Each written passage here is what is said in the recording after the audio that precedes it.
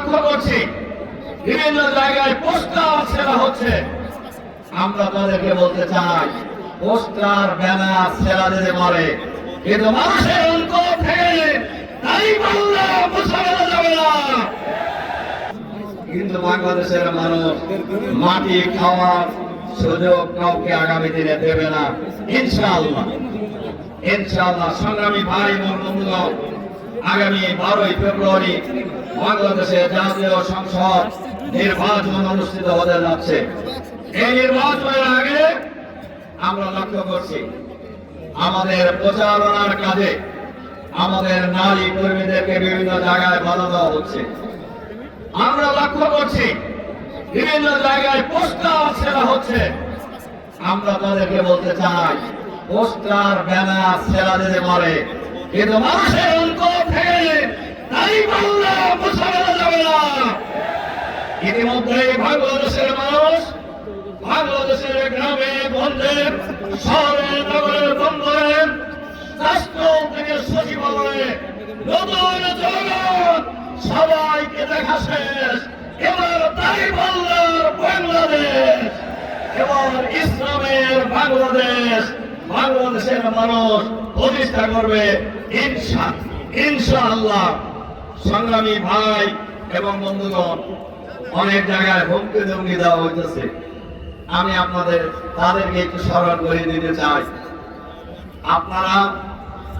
আমরা একসাথে মেলা দিন আন্দোলন করছি। আপনারা কত পারেন তা আমাদের জানা আছে, আপনাদেরকে আমরা চিনি। কাজেই এই দলকে হুমকি ধমকি দিয়ে আমু কাজ হবে বগুড়ায়। যে দলের নেতারা কর্মীরা এই পৃথিবীর আল্লাহ ছাড়া কাউকে আমরা পরোয়া করি না, কোন চক্ষু রাঙানি আমাদের এই আন্দোলনের অগ্রযাত্রাকে কেউ প্রতিরোধ করতে পারেনি, আপনারাও পারবেন না ইনশাআল্লাহ। আমরা শুনতে পাই দাঁড়িপাল্লা সহ 10 দলীয় ঐক্যজোটের ভোটের জোয়ার দেখে অনেকেই ভোট কেন্দ্র দখলের চিন্তা করছেন। ইঞ্জিনিয়ারিং এর চিন্তা করছেন। আমাদের বক্তব্য খুবই পরিষ্কার। এবার বাংলাদেশের মানুষ জুলাই যোদ্ধা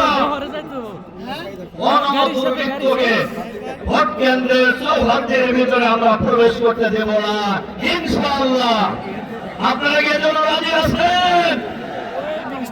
কেন্দ্রে কেন্দ্রে আমাদেরকে প্রতিরোধ করে তুলতে হবে, যাতে করে কোন ভোট ডাকাত, কোন দুর্বৃত্ত ভোট কেন্দ্রের আশেপাশে প্রবেশ করা তো দূরের কথা, আমরা ঘোরাঘুরি করতে দেব না।